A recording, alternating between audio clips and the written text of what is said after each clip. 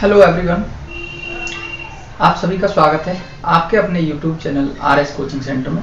दोस्तों, मैं रविंद्र सेजवार और आज आपके लिए एक नया वीडियो पुनः लेकर उपस्थित हुए हैं। वीडियो में दोस्तों हम आपको क्लास 10th का NCERT पैटर्न पर आधारित डॉक्टर मनोहर रेखा मैथ के क्वेश्चंस कराएंगे।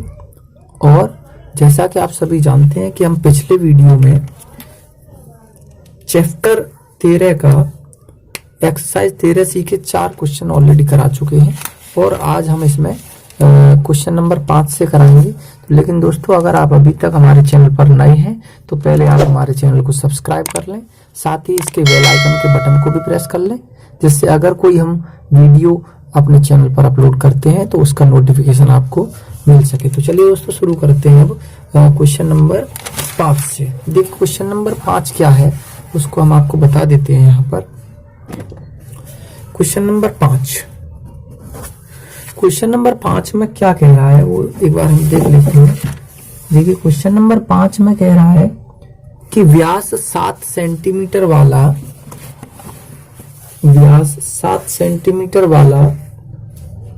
20 मीटर गहरा एक कुआं खोदा जाता है। यानी व्यास 7 सेंटीमीटर और गहराई 20 मीटर वाला एक कुआं खोदा जाता है और खोदने के बाद जो मिट्टी निकली है उसको समान रूप से फैलाकर 22 मीटर इंटू 14 मीटर वाला एक चबूतरा बनाया गया है। तो इस चबूतरे की ऊंचाई ज्ञात कीजिए। दोस्तों, क्या कह रहा है? 7 मीटर व्यास वाला और 20 मीटर गहराई वाला एक कुआं खोदा जाता है और खोदने से जो निकली हुई मिट्टी है उसको समान रूप से फैलाकर 22 इंटू 14 मीटर वाला एक चबूतरा बनाया गया है। तो इस चबूतरे की ऊंचाई ज्ञात कीजिए। चलिए दोस्तों, देखते हैं क्या क्या है इसमें और कितना ये आसान है और कितना टफ है, वो सब आपके सामने आ जाएगा। अभी देखिए, टफ नहीं है, आसान ही है। क्या कह रहा है उसको समझ लेते हैं हम कि एक कुआं है। क्या है? कुआं। और उस कुएं को खोदा जा रहा है। भाई कुआं को नहीं खोद सकते हम, क्योंकि कुएं को खोदा तो जा रहा है, कुआं बनाया जा रहा है, एक प्रकार से हम ऐसे कह सकते हैं। तो देखिए, खुदाई चल रही है यहाँ कुएं की। तो ये कुआं है भाई। क्या है? ये एक कुआं है और कुएं की आकृति आप जानते हैं कि बेलन के आकार की होती है। कैसी होती है? बेलन के आकार की। तो ये कुआं खोदा गया, ठीक है। और कुआं एक प्रकार का बेलन ही होता है, ठीक। तो इस बेलन की जो व्यास दिया गया है वो दिया है 7 मीटर। कितना दिया है? 7 मीटर बेलन का व्यास। और इसकी गहराई अर्थात ऊंचाई जो दी गई है वो दी गई है 20 मीटर। 7 मीटर व्यास है और 20 मीटर इसकी गहराई है, ठीक है। तो यहां लिख लेते हैं कुआं अर्थात बेलन। क्या लिखेंगे? कुआं अर्थात बेलन।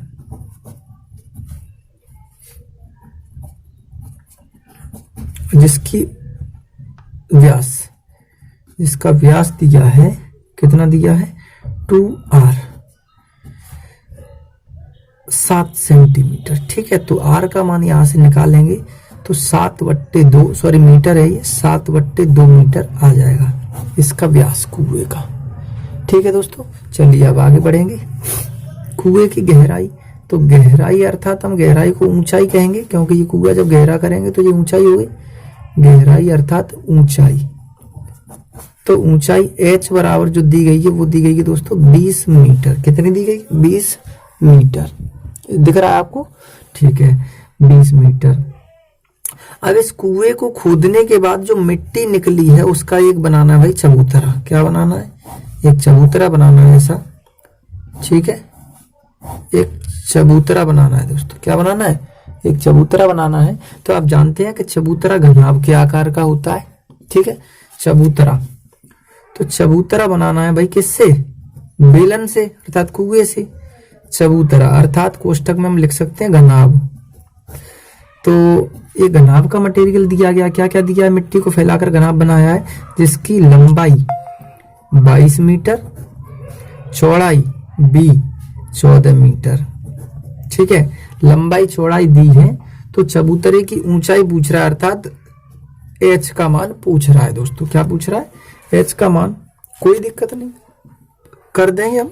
क्या करेंगे भाई, बेलन से घनाभ बन रहा है, बेलन से क्या बनाया जा रहा है, घनाभ। तब हम क्या करेंगे, तब बेलन का आयतन, बेलन अर्थात कुएं का आयतन, बेलन का आयतन। क्यों, क्योंकि इस कुएं से जो मिट्टी निकलेगी, यानी बेलन से ही तो ये भाई फैलाकर मिट्टी को घनाभ बनाया गया, यानी चबूतरा बनाया गया है। तो बेलन का जो आयतन है, या बेलन से निकली हुई मिट्टी का जो आयतन है, वो किसके आयतन हो जाएगा, चबूतरे के आयतन के बराबर, अर्थात घनाभ के आयतन के बराबर। दोनों एक ही चीजें हैं। चबूतरे का आयतन हम घनाभ ही तो कहेंगे। तो बेलन का आयतन होता है पाई आर स्क्वायर एच, और घनाभ का आयतन होता है एल बी और एच। यही लगा देंगे, आंसर आ जाएगा। पाई का मान, ये कुछ पेन गड़बड़ कर रहा है, पाई का मान 22/7 इंटू आर स्क्वायर।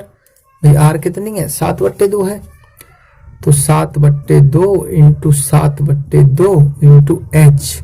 बेलन की एच कितनी दिख रही है, कुएं की 20 है, 20 लिख देते हैं इधर। एल का मान 22, बी का मान 14 और एच हमें निकालनी है। काट देंगे दोस्तों, देखिए 7 से 7 कट गया, 22 से इधर ये पूरा 22 कट गया, ठीक है। 7 से ये कट गया 2 बार, कितनी बार, 2 बार। ये 2 से कट जाएगा 10 बार, और ये 2 से कट जाएगा 5 बार, ठीक है दोस्तों। तो कितना आया, ये 5 बचा इधर, और यहाँ 2h बचे। अब ये 2 इधर पहुंच जाएंगे इसके डिवाइड में, भाग में, तो 5/2 और बराबर क्या बचेगा, h। क्या बचेगा, h।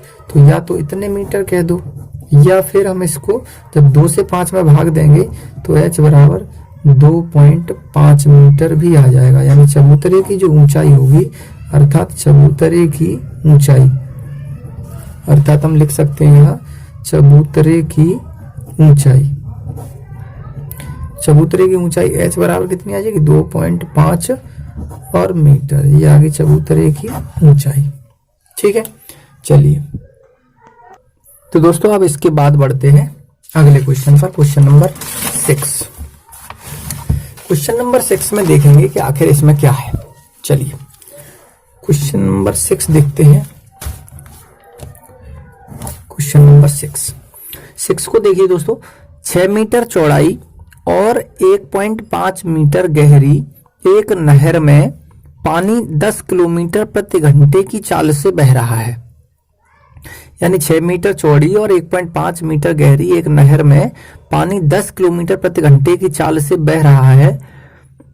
तो बताइए कि 30 मिनट में यह नहर कितने क्षेत्रफल की सिंचाई कर पाएगी, जबकि सिंचाई के लिए 8 सेंटीमीटर गहरे पानी की आवश्यकता होती है।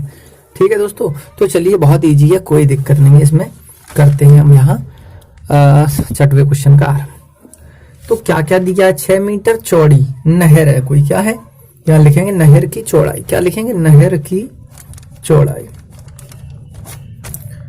नहर की चौड़ाई।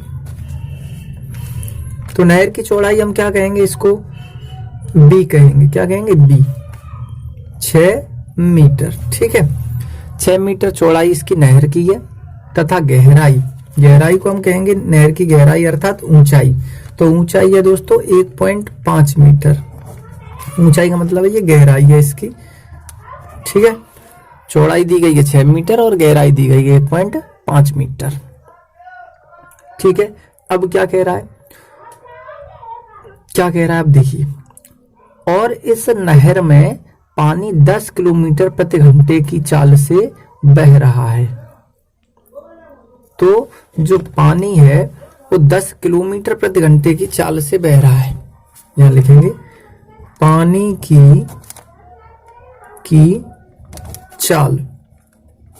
तो देखिए हम दोस्तों एक नहर बना लेते हैं यहाँ, ये कोई नहर है ये, और इस नहर में से जब पानी आएगा यहां से तो इसकी स्पीड दे रहा है दोस्तों, कितनी दे रहा है इसकी स्पीड, ये पानी के बहने की स्पीड जो दे रहा है वो दे रहा है 10 किलोमीटर प्रति घंटा। यानी 1 घंटे में ये नहर इतना पानी बहा देती है, इस नहर में इतना पानी बह जाता है 1 घंटे में। ठीक है, तो 1 घंटे में बह जाता है, 1 घंटे में पानी जो बह जाता है, तो ये पानी की लंबाई होगी, अर्थात नहर की लंबाई। 1 घंटे में नहर इतना पानी बहा देती है, तो ये नहर 1 घंटे में बहने वाले पानी की लंबाई होगी। और लंबाई जो है वो कितनी है, पानी की चाल अर्थात लंबाई। ठीक है, तो देखिए इसको क्या कहेंगे, लंबाई कह देंगे। क्या कहते हैं, पानी की चाल अर्थात लंबाई। तो कितनी दे रहा है, 10 किलोमीटर 1 घंटे में। कितने में, 1 घंटे में पानी की चाल, यानी 1 घंटे में बहने वाले पानी की लंबाई कह सकते हैं हम इसको। तो 10 किलोमीटर हो गई। अगर हम आधा घंटे में निकालें, 30 मिनट में 30 मिनट में बहने वाले पानी की लंबाई। 30 मिनट को क्या कहते हैं हम, 1/2 कहते हैं। 1 घंटे का आधा हो गया 30 मिनट, अर्थात 1/2 घंटा हो गया। 30 मिनट का मतलब 1/2 घंटे। तो 1/2 घंटे में पानी की लंबाई क्या हो जाएगी, 1 घंटे में 10 मीटर 10 किलोमीटर। तो आधा घंटे में 10/2 किलोमीटर। ठीक है, 10/2 आधा घंटे में आधी रह जाएगी, नहीं रह जाएगी लंबाई। तो ये आ गया 5 किलोमीटर। ये आ गई दोस्तों लंबाई। नहर की क्या आ गई है, ये लंबाई आ गई। यानी क्या पूछ रहा था सवाल में कि 30 मिनट में वह कितने क्षेत्रफल की सिंचाई कर देगी। तो अभी तो हमने 30 मिनट में बहने वाले पानी की लंबाई निकाल ली है, यानी नहर में बहने वाले पानी की लंबाई 5 किलोमीटर आई। सभी भुजाएं मीटर में है, तो इसको एल को भी मीटर में बदल लो। तो 5 गुणा 1000 कर देंगे तो ये मीटर हो जाएगा। तो एल बराबर निकल आया हमारा 5000 मीटर। ठीक है, तो ये लंबाई निकल आई। तो लंबाई, चौड़ाई, ऊंचाई नहर की तीनों आ गई। ठीक है, अब क्या कह रहा है वो देखिए। तो अब हम क्या करेंगे कि नहर का आयतन देखेंगे। भाई नहर का पानी ही तो खेत में जा रहा है, तो नहर के पानी का आयतन बराबर खेत का आयतन, तो अपने आप आ जाएगा। या देखिए ऐसे कर लेते हैं हम यहाँ पर, चलिए नहर का आयतन निकाल देते हैं। तब नहर का आयतन, तो दोस्तों नहर का आयतन निकालेंगे तो या ऐसे समझ ले 1 घंटे में जो, तो ये आधा घंटे में नहर का आयतन होगा। आधा घंटे में कितना पानी बहा देगी नहर, आधा घंटे में या तब 1/2 घंटे में बहने वाले पानी का आयतन, नहर में बहने वाले पानी का आयतन। देखिए 1 घंटे में ऐसे लिख देते हैं, इसको काट दीजिए, ऐसे लिख देते हैं। तब आधा घंटे में बहने वाले पानी का आयतन, आधा घंटे में बहने वाले पानी का आयतन LBH। L का मान 6 मीटर था, कितना ऊपर देख लीजिए, L का मान कितना दिया है 6 मीटर। सॉरी B का मान है ये, B का मान 6 मीटर है, L का मान है 5000। कितना है, L का मान 5000, B का मान 6 इंटू H का मान 1.5। ठीक है, तो जब हम इन सबको लगाएंगे तो कितना आ जाएगा, देखिए पॉइंट हटाएंगे, एक जीरो बढ़ाएंगे, एक जीरो से ये जीरो कट गया, 15 छक्के 90 और 9.45, तो 45,000 मीटर क्यूब। कितना आ गया, 45,000 मीटर क्यूब। ठीक है, तो 45,000 मीटर क्यूब आ गया नहर का आधा घंटे में बहने वाले पानी का आयतन। ठीक है, अब हम क्या करेंगे भाई, इस पानी को अब हमें खेत में बहाना है। क्या करना है, इस पानी से खेत की सिंचाई होनी है। क्या होना है, इस पानी से खेत की होनी है सिंचाई। तो खेत की सिंचाई होनी है, तो एक बार फिर से सवाल को पढ़ेंगे कि जबकि सिंचाई के लिए या यह नहर कितने क्षेत्रफल की सिंचाई कर पाएगी, जब सिंचाई के लिए 8 सेंटीमीटर गहरे पानी की आवश्यकता होती है। 8 सेंटीमीटर गहरे पानी की आवश्यकता, यानी खेत में जो पानी लगना है वो 8 सेंटीमीटर गहरा लगना है। ठीक है, तो कितने क्षेत्रफल की सिंचाई कर पाएगी नहर, तो हम मान लेते हैं, माना नहर ए क्षेत्रफल को ये मानते हैं, ए क्षेत्रफल की सिंचाई कर पाएगी।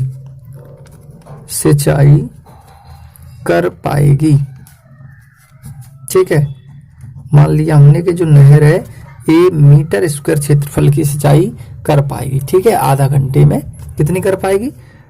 ए मीटर स्क्वायर। तब आधा घंटे में बहने वाले पानी की मात्रा या पानी का आयतन बराबर ए क्षेत्रफल वाले खेत का आयतन बराबर खेत का आयतन ए क्षेत्रफल वाले खेत का आयतन।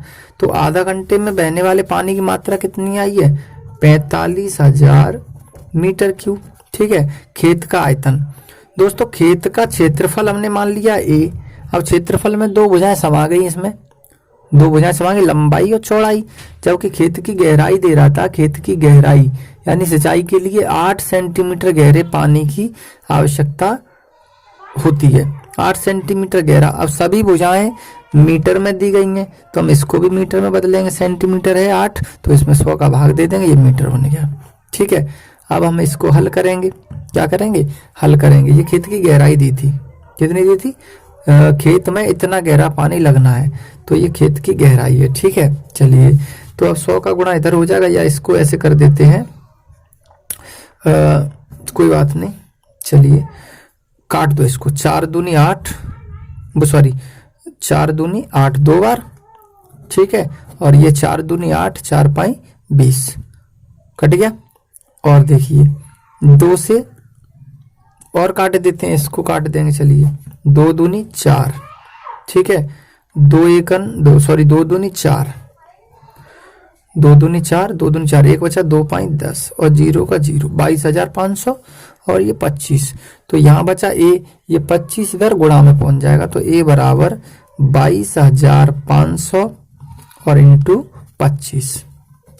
तो जब 22,500 का 25 में हम गुणा करेंगे तो कितना आ जाएगा वो आप समझ लीजिए। यहाँ पर ए बराबर 25 का 0 में 0, 25 का 0 में करेंगे गुणा 0, 25 5 125 की 5 आंसुल 12, 25 दूनी 50 और 12 62 की 2, 50 और 12 कितना हो गया?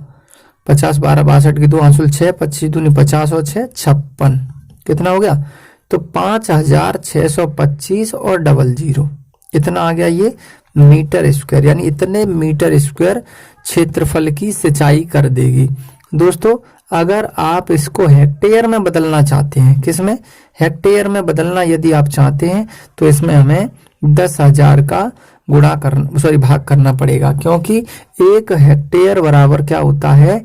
10,000 मीटर स्क्वायर।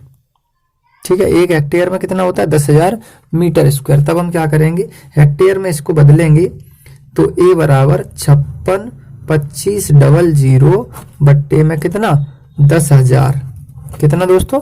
10,000। तो ये हेक्टेयर में बन जाएगा। देखिए 2 0 से 2 0 कट जाएंगे और 2 0 लगे हैं तो 56 के बाद पॉइंट लग जाएगा, यानी 56.25 हेक्टेयर। क्या आ जाएगा? 56.25 हेक्टेयर।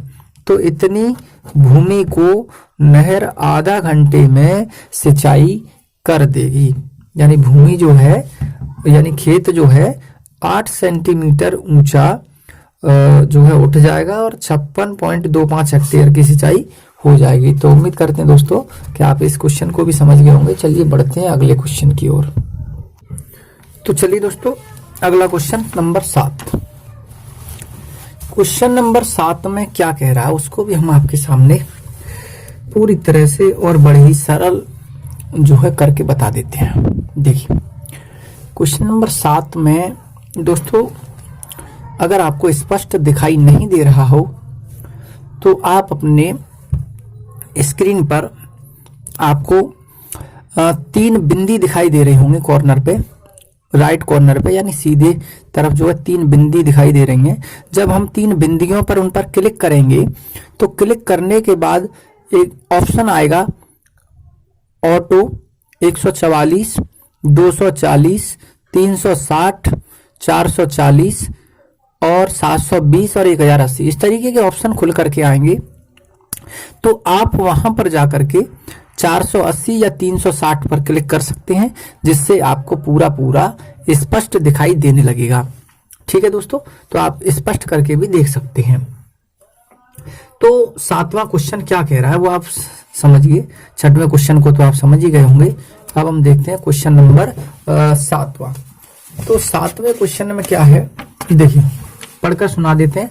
अगर आप अपना मैथ रख करके अपने समक्ष नहीं बैठे हैं तो आप अपना मैथ जरूर रख लें, क्योंकि देखिए इस क्वेश्चन में कह रहा है एक 32 मीटर ऊंची और आधार की त्रिज्या 18 सेंटीमीटर वाली एक बेलनाकार बाल्टी रेत से भरी हुई है।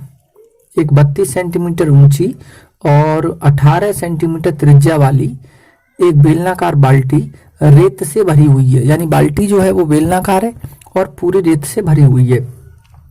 इस बाल्टी को भूमि पर खाली किया जाता है और इस रेत की एक शंक्वाकार ढेरी बनाई जाती है। यदि शंक्वाकार ढेरी की ऊंचाई 24 सेंटीमीटर हो तो इस ढेरी की त्रिज्या और तिर्यक ऊंचाई ज्ञात कीजिए। दोस्तों देखिए किस तरीके से हम इसको हल कराएंगे, आपको आप भी देखते रह जाओगे बहुत इजी तरीके से।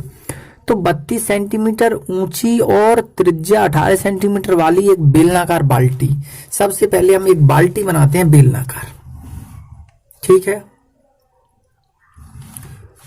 एक ये बेलनाकार बाल्टी है दोस्तों, क्या है, बेलनाकार बाल्टी, ठीक। ये बन गई दोस्तों बाल्टी, ठीक है। अब इस बाल्टी को पूरा भर दिया गया रेत से। किससे भरा है, ये ऊपर तक दोस्तों रेत से भरी हुई है। किससे, पूरी फुल भरी है दोस्तों ये रेत से। किससे भरी है ये बाल्टी भरी हुई है रेत से। अब इस बाल्टी की जो त्रिज्या और ऊंचाई दी गई है, बाल्टी की ऊंचाई, बाल्टी कैसी है, बेलनाकार बाल्टी, अर्थात हम लिख सकते हैं ब्रैकेट में बेलन, ठीक है। तो बेलन की ऊंचाई जो दी गई है हमें h बराबर कितना दिया है, बेलन की ऊंचाई जो है 32 सेंटीमीटर दी गई है हमें। कितनी, 32। तो हम कैपिटल H नाम दे देते हैं इसको। 32 सेंटीमीटर इसकी ऊंचाई है बाल्टी की, और इसकी जो आधार की त्रिज्या है, जो आधार की त्रिज्या है इसको बड़ी आर मान लेते हैं। ये कितनी दी गई है, ये दी गई है दोस्तों 18 सेंटीमीटर। कितनी, 18। तो ये त्रिज्या है और ये इस बाल्टी की ऊंचाई है, ठीक है। अब इस बाल्टी को दोस्तों हमें क्या करना है, रेत को इसको फैलाना है नीचे, यानी रेत को नीचे कुराना है, एक तरह से ऐसे कर लीजिए, खाली करना है। तो जब आप जो है आप समझिए, अब ना थोड़ा सा लॉजिक लगाइए। जब हम इस बाल्टी को उठा करके और नीचे ऐसे करके कुराएं, पकड़कर इस कुंदे को और नीचे तले को पकड़कर कुराएं, तो रेत की ढेरी लग जाएगी दोस्तों। रेत की ढेरी कैसी होगी, वो रेत की ढेरी होगी दोस्तों ऐसी, इस आकार की होगी। जब हम ऊपर से कुराएंगे तो ऐसा ही छोटी बनेगी भाई। तो ये दोस्तों एक क्या बन गया, एक शंकु के आकार की ढेरी बन जाती है। क्या कर दिया इसने, जब ढेरी कुराई इसने नीचे जमीन पर खाली की, तो एक शंकु के आकार की ढेरी बनाई गई है, ठीक है। यदि शंक्वाकार ढेरी की ऊंचाई, अब इसमें शंक्वाकार ढेरी की ऊंचाई दे रहा है, h का मान कितना दिया है, यहां लिखेंगे शंक्वाकार ढेरी की ऊंचाई, स्मॉल h मान लेते हैं, कितनी है, 24 सेंटीमीटर है। शंक्वाकार ढेरी की ऊंचाई 24 सेंटीमीटर है, ठीक है। तो इस ढेरी की त्रिज्या, इस ढेरी की त्रिज्या और तिर्यक ऊंचाई, इस ढेरी की त्रिज्या और तिर्यक ऊंचाई L, ये दोस्तों हमें ज्ञात करनी है, ठीक है। चलिए अब हम करते हैं अपना क्वेश्चन हल करना शुरू। भाई जब बेलनाकार बाल्टी के रेत से शंक्वाकार ढेरी बनाई जाती है, तो हमने आपको बताया था किसी चीज से अगर कोई दूसरी चीज बन रही है तो उस चीज का आयतन दूसरी चीज के आयतन के बराबर हुआ, ठीक है। चलिए तो यहां लिखेंगे हम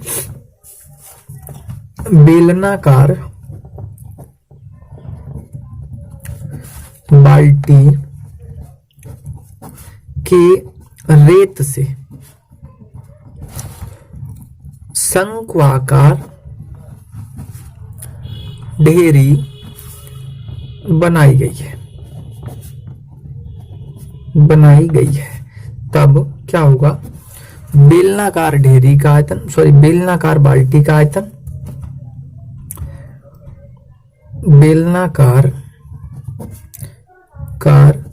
रेत से भरी बाल्टी का आयतन बराबर होगा शंक्वाकार ढेरी का आयतन। शंक्वाकार ढेरी का आयतन, दोनों आयतन दोस्तों बराबर होंगे क्योंकि बेलन में से रेत निकला है, बेलनाकार रेत है, शंकु बना है तो शंक्वाकार ढेरी है। तो बेलन का आयतन दोस्तों क्या होता है? पाई आर स्क्वायर एच। शंकु का आयतन क्या होता है? 1/3 पाई आर स्क्वायर एच। ठीक है, चलिए सबकी मान लगा देते हैं। पहले पाई से पाई कैंसिल करेंगे, आर स्क्वायर। दोस्तों बेलन की आर कितनी है? बेलन की आर 18, तो 18 गुणा 18 इंटू बेलन की एच कितनी है दोस्तों? बेलन की एच है 32 सेंटीमीटर। ये बेलनाकार बाल्टी है उसकी कितनी एच? 32 सेंटीमीटर। चलिए आगे 1/3 तो चल ही रहा है। शंकु की आर कितनी है? शंकु की आर, तो दोस्तों शंकु की आर क्या है कि शंकु की ऊंचाई तो दी है, चलिए आर दी नहीं है, कोई बात नहीं, आर लिख दिया, यहाँ स्क्वायर है तो स्क्वायर कर देते हैं। शंकु की एच, शंकु की एच दी गई है 24 लिख दीजिए। देखिए 3 से काट दीजिए 24 को, 3 8 24, 8 बार। 8 से काट देते हैं 32 को, 8 चौक 32, 4 बार। ठीक है, क्या बचा उसको देख लेते हैं। 18 और 18 का गुणा करेंगे तो कितना हो जाएगा? 324 इंटू 4। ठीक है, बराबर क्या बचा? R square. ठीक है, इसके बाद दोस्तों क्या करेंगे? अब हम 18 का गुणा 324 आया, अब 324 का गुणा करेंगे 4 में। किस में करेंगे? 4 में। तो 4 चौके 16 के 6, 4 दूनी 8 और 1 9, 4 3 12, 12 96। तो आर स्क्वायर बराबर दोस्तों जो आया वो आया 1296। कितना आया? आर स्क्वायर का मान जो निकल करके आया वो आ गया 1296। और दोस्तों 1296 कितने का क्यूब होता है? वो सॉरी कितने का वर्ग होता है? तो 1296 जो वर्ग है वो कितने का वर्ग है? तो ये है 36 का वर्ग। तो 36 का वर्ग बराबर आर वर्ग, और वर्ग से वर्ग कट जाएगा तो आर बराबर आ जाएगा 36 सेंटीमीटर। यानी जो ढेरी की त्रिज्या निकल करके आई, जो ढेरी की त्रिज्या निकल कर आई वो आई 36 सेंटीमीटर। ठीक है, चलिए अब एक चीज तो हमारी ज्ञात हो गई, शंक्वाकार ढेरी की त्रिज्या। अब हमें क्या और चाहिए? हमें तिर्यक ऊंचाई और चाहिए। तो तिर्यक ऊंचाई का फॉर्मूला लगा देते हैं, एल बराबर अंडर रूट में H square plus R square. हमें सब चीजें मालूम है, एल बराबर एच का मान हमें पता ही है। शंक्वाकार ढेरी की एच कितनी है? शंक्वाकार ढेरी की एच है 24, तो 24 का वर्ग हो जाएगा प्लस आर स्क्वायर। आर का मान दोस्तों आप निकाल चुके हैं 36। ठीक है, अब हमें क्या करना है? अब तो हमें सीधा सीधा क्या करना है? इनका स्क्वायर करना है। देखिए एल बराबर तो इसका वर्ग होता है 576 प्लस, और ये 36 का जो वर्ग होगा वो आपने अभी देखा ही था, कितना है? 1296। और जब दोनों को हम जोड़ेंगे तो कितना आ जाएगा? 6 और 6 12, हासिल 2, 9 7 16 और 1 17, हासिल 1, और 5 और 2 7 और 1 8। ठीक है, और 1 की 1 18 72। ठीक है दोस्तों, अब जब 18 और 72 का हम अगर इसका वो निकालें, वर्गमूल निकालें, तो कितना आ जाएगा दोस्तों? तो हम इसको ऐसे भी कर सकते हैं, इसके जब हम फैक्टर करेंगे तो फैक्टर इसके आ जाएंगे 12 गुणा 12 गुणा 13, 12 गुणा 12 गुणा 13। तो L बराबर इसको हम 12 को बाहर कर सकते हैं और अंडर रूट 13 को ऐसे लिख सकते हैं, इस तरह से भी लिख सकते हैं। और नहीं तो अगर हम पूरा इसका अगर हम निकालेंगे 1872 का वर्गमूल तो लगभग 43 पॉइंट कुछ 42 या कुछ आ जाएगा, इतने सेंटीमीटर या इतने सेंटीमीटर भी कह सकते हैं हम। ठीक है, तो दोस्तों ये तिर्यक ऊंचाई आ गई, ये त्रिज्या आ गई शंक्वाकार ढेरी की। दो ही चीजें पूछ रहा था और दोनों चीजें हम ज्ञात कर चुके हैं। तो उम्मीद करते हैं दोस्तों कि आप इस क्वेश्चन को भी अच्छे से समझ चुके होंगे। ये भी बहुत आसान था। एक बेलनाकार बाल्टी जो रेत से भरी हुई थी उससे शंक्वाकार ढेरी बनानी थी और आप समझ गए होंगे कि ढेरी की जो त्रिज्या है, जो तिर्यक ऊंचाई है, हम उसको ज्ञात कर चुके हैं। चलिए बढ़ते हैं अब नेक्स्ट क्वेश्चन 8वें की तरफ। तो देखिए दोस्तों क्वेश्चन नंबर 8 क्या है, एक बार हम आपको पढ़ करके सुना देते हैं। वैसे आप भी अपना मैथ अपने सामने ही रखिए। एक धातु का गोला जिसका व्यास 8.4 सेंटीमीटर है को पिघलाकर व्यास 12 सेंटीमीटर वाले एक बेलन के रूप में ढाला जाता है, तो बेलन की ऊंचाई ज्ञात कीजिए। दोस्तों धातु का एक गोला है और गोले का मटेरियल दिया है और उसे पिघलाकर 12 सेंटीमीटर व्यास वाला बेलन बनाया जाता है, तो बेलन की ऊंचाई ज्ञात करवा रहा है। बहुत इजी क्वेश्चन है, आप इसको देख सकते हैं। देखिए क्या है, 8वां क्वेश्चन है और इस क्वेश्चन में दिया है एक धातु का गोला। दोस्तों एक गोला है, ये गोला है और ये ठोस है। धातु का गोला कैसा है? ठोस है। ये कैसा है? ठोस। इस गोले को पिघलाकर एक बेलन बनाया जाता है। क्या बनाया जा रहा है? बेलन। इस गोले को पिघलाकर एक ठोस बेलन बनाया गया। क्या बनाया गया? ठोस बेलन। ठीक है, गोले का व्यास दिया है, यहां लिखेंगे गोले का व्यास। गोले के व्यास को क्या कहेंगे दोस्तों? 2r कहेंगे। क्या कहेंगे? 2r। तो कितना दिया है? 8.4 सेंटीमीटर। 8.4 सेंटीमीटर। इसको जब काट देंगे तो 2 चौके 8 और 2 दूनी 4, 4.2 सेंटीमीटर आ जाएगी भाई गोले की त्रिज्या। 4.2 सेंटीमीटर आ गई गोले की त्रिज्या। ठीक है, चलिए आगे बढ़ते हैं। अब इसको पिघलाकर एक बेलन बनाया गया है और बेलन का व्यास दिया है। बेलन का व्यास, बेलन के व्यास को हम स्मॉल r से प्रदर्शित कर रहे हैं, 2r से, और 2r का मान दिया है 12 सेंटीमीटर। 2 से काट देंगे, 6 बार कट जाएगा, तो r बराबर जो आया वो 6 सेंटीमीटर आया। r बराबर जो आया वो 6 सेंटीमीटर आया। अब क्या कह रहा है? अब इस गोले को पिघलाकर बेलन बनाया जाता है, तो बेलन की ऊंचाई ज्ञात कीजिए। तो बेलन की ऊंचाई में ज्ञात करनी है, यहाँ लिखेंगे प्रश्नानुसार, अकॉर्डिंग टू क्वेश्चन कहते हैं इसको इंग्लिश में। प्रश्नानुसार पिघलाकर गोले को पिघलाकर बेलन बनाया गया है, बनाया जाता है, तब बेलन गोले का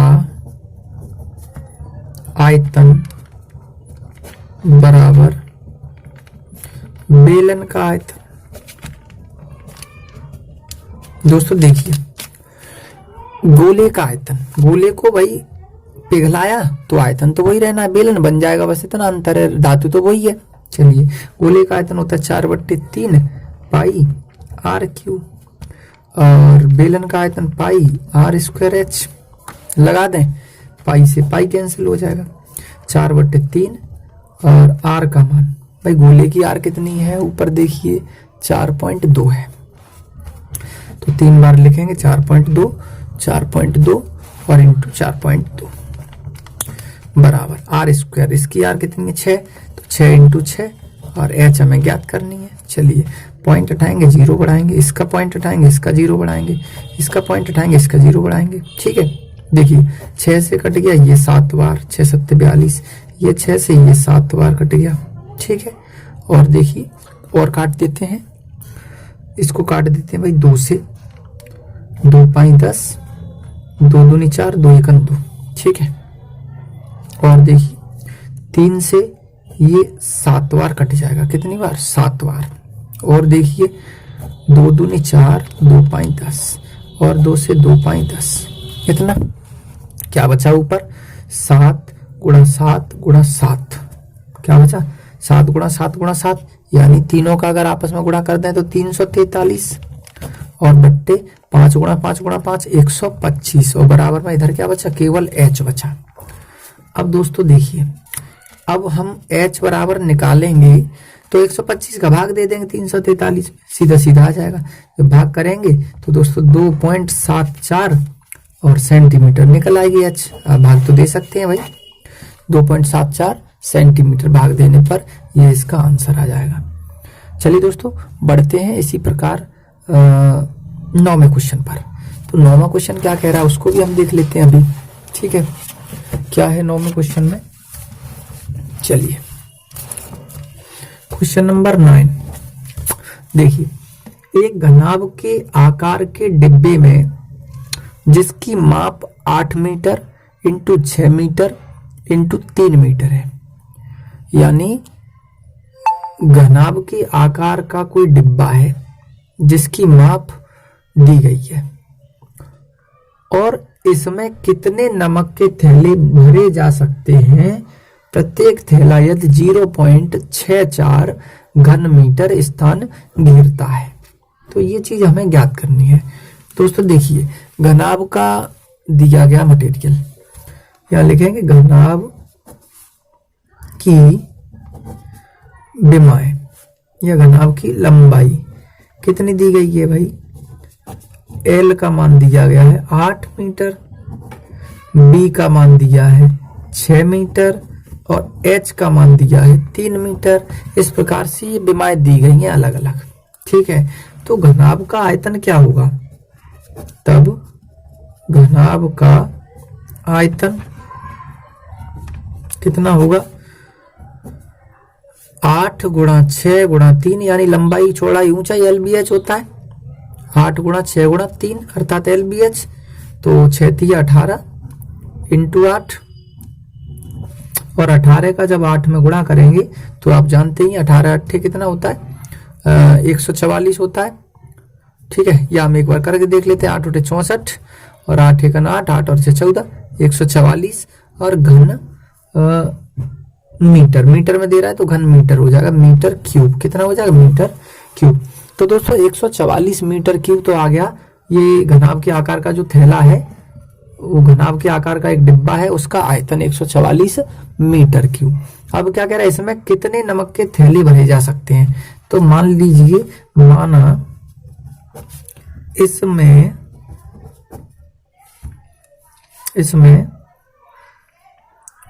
n नमक के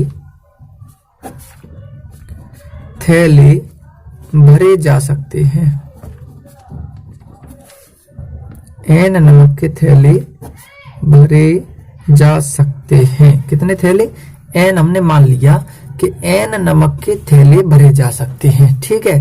अब n नमक के थैले भरे जा सकते हैं दोस्तों, और प्रत्येक थैला कितना स्थान घेरता है, 0.64 घन मीटर स्थान घेरता है, जबकि प्रत्येक थैला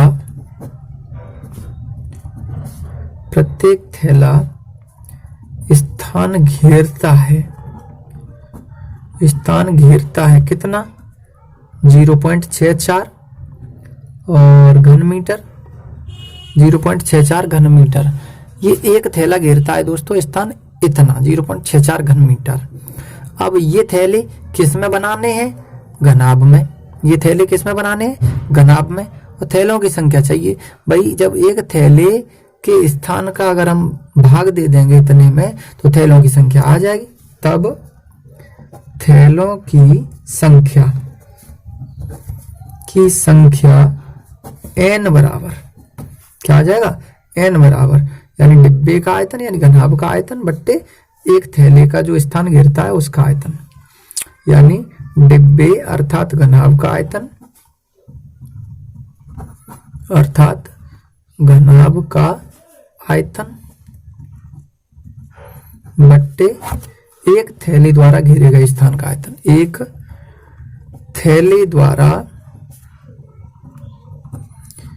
घेरे गए स्थान का आयतन।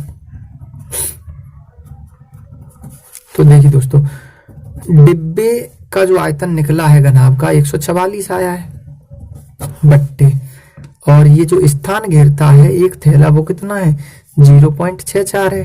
कितना है 0.64, इतना ही दोस्तों। पॉइंट हटाएंगे और 2 जीरो बढ़ा देंगे ऊपर। क्या कर देंगे, पॉइंट हटाएंगे 2 जीरो बढ़ा देंगे। देखिए अब काट देंगे हम इसको, तो 8 से काट दीजिए, 8 अट्ठे 64, और देखिए 8 एकन 8, कितना बचा 6 बचे, यहाँ 6 इधर हो गए, 8 अट्ठे 64, ठीक है। और ये डबल जीरो है तो डबल जीरो लगा दीजिए। अब कितना हो गया 1800 बट्टे 8, यानी थैलों की संख्या कितनी आई 1800 बट्टे 8 आई, 1800 बट्टे 8।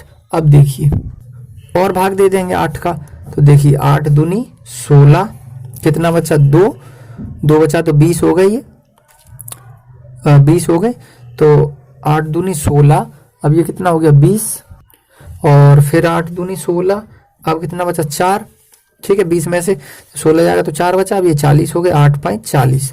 तो n बराबर दोस्तों जो आया वो आया 225, यानी जो थैलों की संख्या आई वो कितनी आई 225 थैले दोस्तों भरे जा सकते हैं। यानी घनाभ यानी डिब्बे का जो आयतन था वो 140 मीटर क्यूब था, और एक थैले का जो आयतन था वो था कितना था 0.64 मीटर क्यूब। जब एक थैले का आयतन पूरे आयतन में भाग दे देंगे एक थैले के आयतन का, तो 225 थैलों की संख्या निकल आएगी। तो आशा करते हैं दोस्तों 9वां भी क्वेश्चन आप समझ गए होंगे। चलिए बढ़ते हैं अब 10वें क्वेश्चन की ओर। देखिए दोस्तों अब हम 10वां क्वेश्चन आपको पढ़कर सुना देते हैं। 10वें क्वेश्चन में क्या दिया है उसको आप समझ लीजिए। 6 सेंटीमीटर व्यास का एक तांबे का गोला है। 6 सेंटीमीटर व्यास का एक तांबे का गोला है। गोले को पिघलाकर समान मोटाई का लंबा तार बनाया जाता है। गोले को पिघलाकर समान मोटाई का लंबा तार बनाया जाता है। तार की लंबाई यदि 36 सेंटीमीटर है तो तार की मोटाई ज्ञात कीजिए। दोस्तों बहुत इजी है, कोई दिक्कत नहीं है, इसमें कर देंगे हम यहाँ पर आसानी से। क्या है 6 सेंटीमीटर व्यास का तांबे का गोला, तांबे का एक गोला दिया है दोस्तों। तांबे का क्या दिया, गोला है, ये ठोस है बिल्कुल, ठीक है, ये गोला है और ये ठोस है। तो यहाँ लिखेंगे तांबे का गोला, और जिसकी तांबे के गोले का व्यास क्या दिया है, व्यास दिया है दोस्तों 2r का मान, 2r कितना दिया है 6 सेंटीमीटर। कितना दिया है 6 सेंटीमीटर। 2 से ये कट जाएगा 3 बार, तो r बराबर जो निकल कर आएगा वो 3 सेंटीमीटर आएगी भाई गोले की त्रिज्या, ठीक है। अब इस गोले को खींच करके या पिघला करके समान मोटाई का लंबा तार, अब हम इस गोले को पिघला कर एक समान लंबाई का मोटा तार बना दें ऐसा, तो तार अब जानते हैं आप बेलनाकार होता है। तार कैसा होता है बेलनाकार, तो बेलनाकार ये तार बनाया है समान मोटाई, जिसकी मोटाई बिल्कुल समान होनी चाहिए, कहीं भी पतला और मोटा नहीं होना चाहिए, एक समान बिल्कुल। इसकी लंबाई इसकी दी गई है 36 सेंटीमीटर। अब दोस्तों इसकी लंबाई ही ऊंचाई होती है, यहाँ लिखेंगे तार की लंबाई अर्थात ऊंचाई कितनी दी गई है 36 सेंटीमीटर। कितनी 36 सेंटीमीटर। अब 36 सेंटीमीटर इसकी ऊंचाई दे दी गई है, तो तार की मोटाई पूछ रहा है, तार की मोटाई,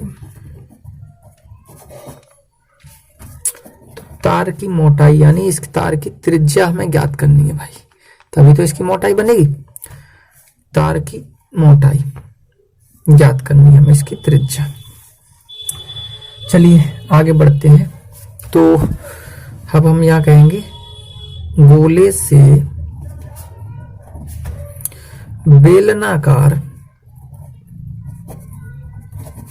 तार बनाया गया है। गोले से क्या बनाया गया है तार, जो गोले का आयतन होगा वही तार का आयतन होगा, तब गोले का आयतन बराबर तार का आयतन, तार अर्थात बेलन का आयतन, ठीक है।